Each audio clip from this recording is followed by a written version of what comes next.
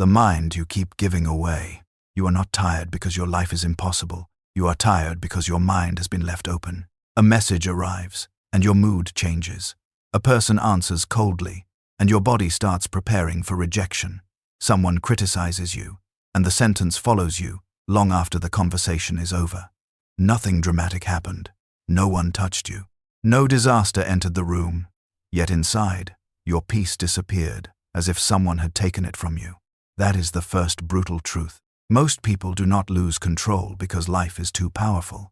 They lose control because their mind has never been trained to protect its own borders. You wake up and call it stress. You move through the day and call it responsibility. You lie down at night and call it overthinking. But underneath all of those names is the same pattern. Your attention belongs to whatever disturbs it. Your emotions belong to whatever triggers them. Your self-respect rises and falls according to signals you do not control. That is not freedom. It is quiet surrender. Marcus Aurelius ruled an empire while disease, war, betrayal, and political pressure surrounded him. He did not live in a peaceful world. He did not have the luxury of waiting for life to become simple. Yet he built a mind that could stand inside chaos without becoming chaos. That is why his lessons still feel dangerous. They do not comfort the weak part of you. They expose it. He understood that the world will always be unstable. But your mind is the only kingdom you were born to govern. Most people reverse this law. They try to control the world while abandoning the mind. They try to control what others think, how situations unfold, how fast success comes, how loyal people remain, how the future behaves, and how pain arrives. Then, when reality refuses to obey, they collapse into resentment. They call life unfair because life did not submit to their imagination. But Stoicism begins with a colder question. What is actually yours? Your judgment is yours. Your response is yours. Your discipline is yours. Your effort is yours. Your honesty is yours. Your next action is yours. Their opinion is not yours. Their mood is not yours. The past is not yours. The future is not yours. The outcome is not yours. The timing is not yours. Once you see this line, you begin to understand why your mind has felt so heavy. You were carrying territories you never owned. You were fighting battles in lands where you had no authority. You were wasting strength trying to command weather, and weather does not obey. The first lesson, then, is to reclaim the territory of your mind, not gently, completely. Every time you react without choosing, something else has entered your kingdom and given orders. Every time you let a person's tone decide your worth, you have opened the gate. Every time you let uncertainty become panic, you have allowed imagination to rule in place of reason. This is where rebuilding begins. Not with motivation, not with positive thinking, with demolition. You must destroy the belief that every feeling deserves obedience. You must destroy the belief that your thoughts are automatically true. You must destroy the belief that peace will arrive only when other people stop being difficult. Peace does not begin when the world becomes quiet. Peace begins when the mind stops bowing to noise. If this feels uncomfortable, it should. The part of you that wants to blame everything outside you will hate this lesson. It wants the problem to be people, timing, circumstances, history, bad luck, betrayal, pressure, or the modern world. Sometimes those things are real, but they are not the final authority over your mind unless you make them so. Responsibility is brutal because it gives you power and removes your excuses at the same time. That is why many people secretly prefer helplessness. Helplessness hurts, but it protects the ego. If everything is someone else's fault, you never have to examine how much of your suffering is being maintained by your own interpretation. This is the first fracture. The event may have touched your pain, but your meaning kept it alive. A careless comment is just sound until your mind turns it into a wound. A delay is just time until your mind turns it into disrespect. A failure is just information until your mind turns it into identity. A person leaving is just reality until your mind turns it into proof that you were never enough. The Stoic does not deny pain. He refuses to add poison. That is the difference between a reactive mind and a rebuilt mind. The reactive mind takes every external event and expands it into a story. The rebuilt mind strips the story down to what can be handled. This is where most people begin to change, but not fully. Because after you reclaim your mind, life will test whether you mean it. It will send delay, insult, pressure, loss, rejection, uncertainty, and silence. And then you will discover whether your calm was real or only a mood. Because the mind is not rebuilt in comfort, it is rebuilt when something stands in the way. The obstacle is showing you your structure. Most people say they want strength, but they resent the conditions that build it. They want confidence without rejection, discipline without resistance, calm without provocation, wisdom without loss. They want to become unshakable, but they still treat every obstacle as an insult from life. That contradiction is why they stay weak. When something goes wrong, the first instinct is usually self-pity. Why is this happening to me? Why now? Why does life keep blocking me? The mind turns resistance into evidence that the world is against it. A failed project becomes humiliation. A difficult person becomes a curse. A financial problem becomes proof that safety will never exist. A relationship ending becomes proof that love was a trap. But Marcus Aurelius saw something most people avoid. The obstacle is not only blocking your path, it is revealing the part of you that was not ready for the path. That is a brutal lesson, because it removes the romance from victimhood. It does not say your pain is fake. It says your pain is not useless unless you insist on wasting it. Pressure shows whether your calm is trained or imagined. Criticism shows whether your self-respect belongs to you or to the crowd. Silence shows whether your confidence depends on being reassured. Delay shows whether your discipline was real or only convenient. Loss shows whether you possessed something or whether it possessed you. Nothing exposes the architecture of your mind faster than resistance. This is why obstacles feel personal. They touch the identity behind the plan. Losing does not only hurt because something failed. It hurts because a version of you wanted to believe failure was beneath you. Being ignored does not only hurt because someone went quiet. It hurts because part of you still needs another person's attention to confirm your value. The obstacle is the mirror, and most people hate mirrors that do not flatter them. A weak mind treats difficulty as a verdict. It says, "This means I am unlucky, rejected, unworthy, or broken." A trained mind treats difficulty as material. It says, "This is where the next layer must be built." That shift changes the entire meaning of pain. A rude person becomes training in restraint. A setback becomes training in patience. Betrayal becomes training in perception. Uncertainty becomes training in inner command. Failure becomes instruction, not identity. The event may still hurt, but it no longer owns the meaning. That is how you weaponize obstacles. You stop asking, "Why is this happening to me?" That question keeps you trapped as the injured character. Ask instead, "What quality is this demanding from me?" I free. Suddenly, the obstacle is no longer only a wall. It becomes a forge. But here is where the lesson becomes sharper. Some people do not want their pain to become useful. They want it to remain sacred. They want their wound to explain why they never tried again, never trusted again, never disciplined themselves again, never became responsible again. They polish their suffering until it sounds deep. They call avoidance healing. They call bitterness wisdom. They call fear self-protection. This is one of the most uncomfortable truths in human nature. Sometimes people do not want freedom. They want a more respectable story for staying imprisoned. Stoicism threatens that story because it gives you no decorative language for weakness. It does not let complaint become identity.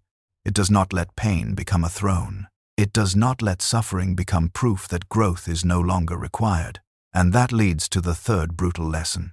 Complaining is not harmless. Most people believe complaining releases pressure. Sometimes honest expression can clarify pain, but repeated complaint does something darker. It trains the mind to hear itself as powerless. Every time you repeat that life is unfair, people always betray you. Nothing works. Everything is too much. You are not just describing a state. You are rehearsing a command. The mind becomes loyal to the story it hears most often. This is why some people become emotionally old before their time. Not because life gave them difficulty, but because they narrated every difficulty as proof of defeat. They wake up already prepared to be disappointed. They enter conversations already prepared to be disrespected.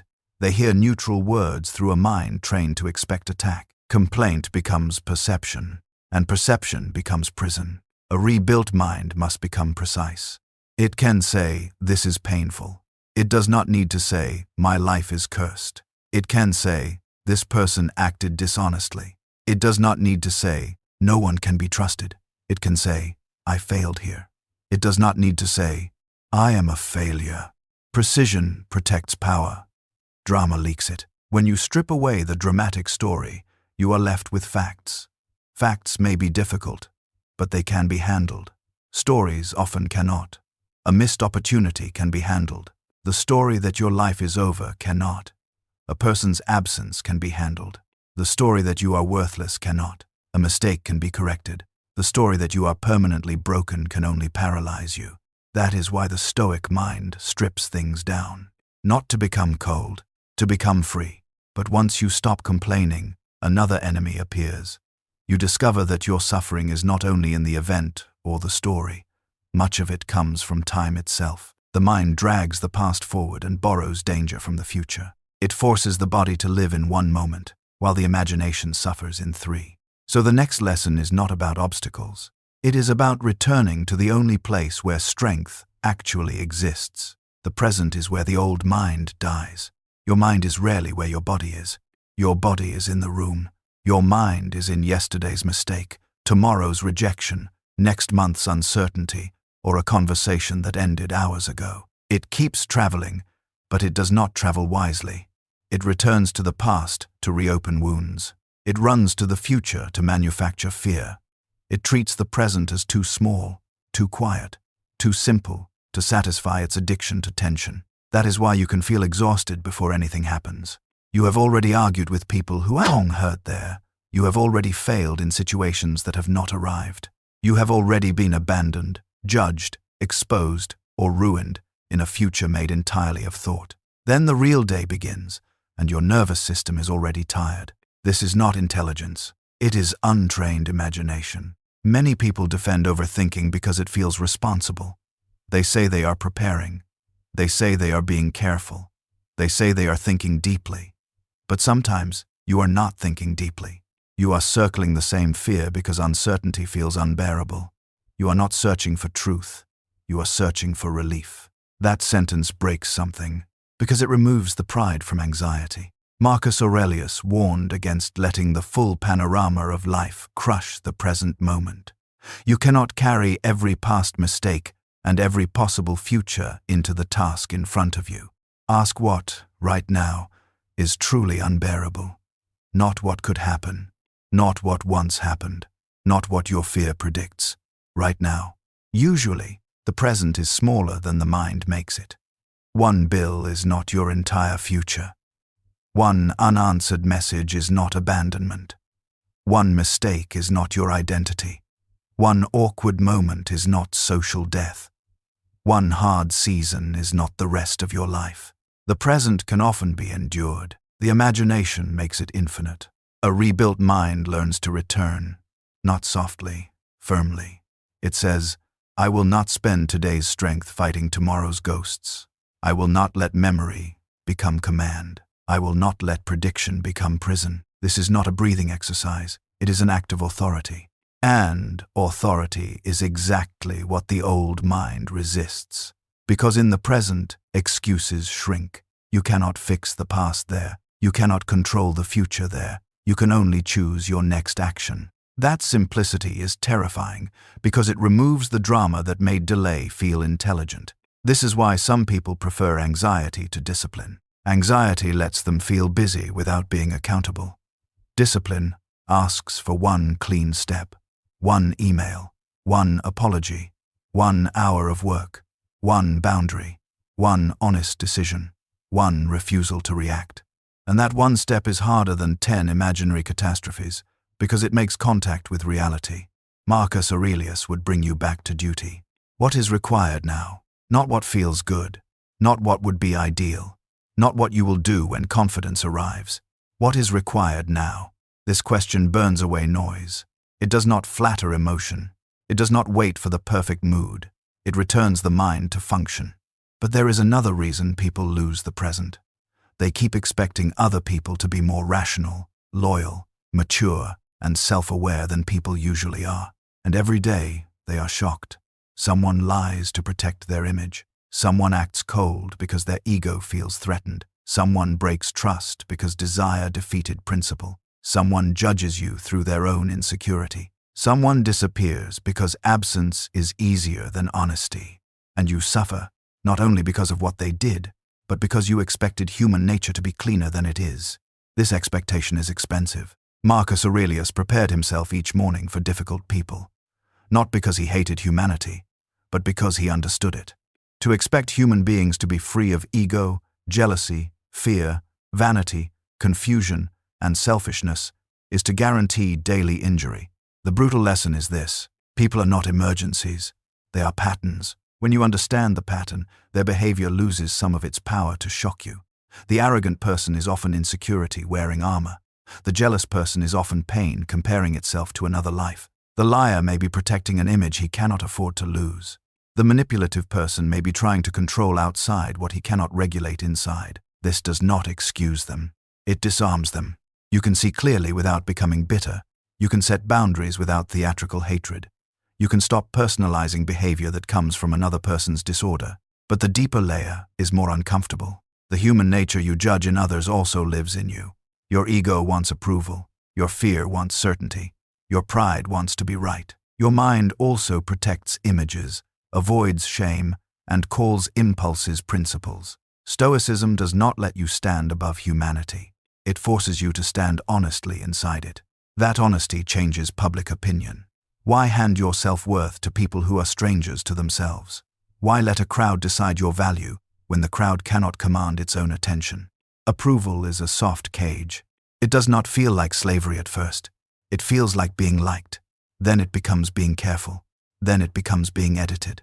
Soon, you no longer know what you think before wondering how it will be received. That is performance. A rebuilt mind must learn to be misunderstood without dying internally. It must lose applause without losing direction. It must accept that being respected by yourself in silence is worth more than being admired by people who only love your mask. But even this is not the final layer. Because you can understand all of this and still remain unchanged. You can admire Stoicism, quote Marcus Aurelius, speak beautifully about discipline, and still collapse when comfort calls. Philosophy does not become power until it becomes behavior. And that is where the final part begins. The standard, you live when no one is watching. Knowledge is the easiest form of self-deception. It makes you feel close to change without requiring the pain of change. You watch, read, underline, save quotes, repeat powerful lines, and for a moment you feel upgraded. But then someone insults you, and you react exactly as before. Comfort invites you back to laziness, and you obey. Fear asks you to delay, and you call it timing. No one is watching, and your standards quietly disappear. That is when the truth becomes visible. You are not what you understand. You are what you repeatedly do. Marcus Aurelius had no patience for endless discussion about goodness. Be one. That is the command. Not admire one. Not explain one. Not wait until you feel ready to become one. Be one. This is why action is terrifying. It removes ambiguity. Your habits reveal you faster than your intentions. Your mornings reveal your discipline. Your reactions reveal your master.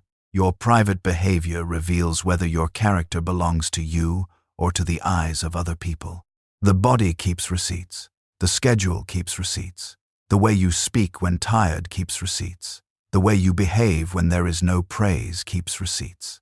A mind rebuilt from scratch is not rebuilt by inspiration. It is rebuilt by repeated acts of command, when command is inconvenient. You rise when comfort argues. You stay silent when ego wants display. You return to the present when imagination wants panic. You tell the truth when image wants protection. You act when fear wants more time. You choose the standard before emotion gives permission. This is not dramatic. That is why it works. A character built only in public will always depend on witnesses. A character built in private begins to belong to itself. But even discipline can become another mask if you forget the final Stoic filter. You can become controlled, productive, respected, admired, and still waste your life if you live as if time is endless. So the last brutal lesson is death, not as darkness, as clarity. You could leave life right now. Let that fact determine what you do, say, and think. Most people avoid mortality because it makes their excuses look small. Under the lens of death, many dramas lose their costume. The message that did not come. The person who misunderstood you. 3. Come. The stranger who judged you. The failure that embarrassed you. The old resentment you keep feeding. The fear that has already taken years from you. How much of it deserves more life? Death is the final editor. It cuts away what was never worth your nervous system. This is where the entire philosophy locks together. Control your judgment, because time is disappearing. Use obstacles, because you do not have endless years to waste pain. Stop complaining, because every complaint spends life. Return to the present, because the present is the only place you can act. Expect human flaws, because being shocked by people is too expensive. Ignore the crowd, because your life cannot be built on their unstable approval. Act your values, because understanding without behavior is only decoration. These are not separate lessons. They are 11 blows against the same illusion, that an undisciplined mind can somehow produce a peaceful life. It cannot. An undisciplined mind turns uncertainty into panic, comfort into dependency, opinion into identity, pain into personality, and time into waste. It keeps asking for a better world, while refusing to become a stronger inner authority. That is the deepest contradiction. People say they want peace, but they keep choosing thoughts that keep them at war. They say they want freedom, but they keep begging for approval. They say they want strength, but they keep protecting the habits that make them weak. They say they want to rebuild their mind, but they keep feeding the old one. A brutal philosophy does not comfort that contradiction. It exposes it. Rebuilding your mind from scratch will not make life painless. You will still feel fear. You will still meet difficult people. You will still lose, wait, fail, grieve, and stand in moments that test everything you claim to believe. Stoicism does not remove the weather. It teaches you not to become the weather. That is real power. Not loud power, not performative power, not the kind that needs an audience, the kind that remains when nobody claps, the kind that can be misunderstood without collapsing, the kind that can face uncertainty without handing itself over, the kind that can lose comfort and still keep its direction. So do not ask whether life will become easier. Ask whether your mind will become harder to conquer. Marcus Aurelius did not leave behind a soft philosophy for comfortable people. He left a mirror, and once you see yourself clearly in that mirror, the old excuses no longer sound innocent. The world will continue to move. People will continue to disappoint. Plans will continue to break. Time will continue to disappear. None of that is new. The only new question is whether you will still be available to be ruled by it. Guard the territory. The kingdom is inside.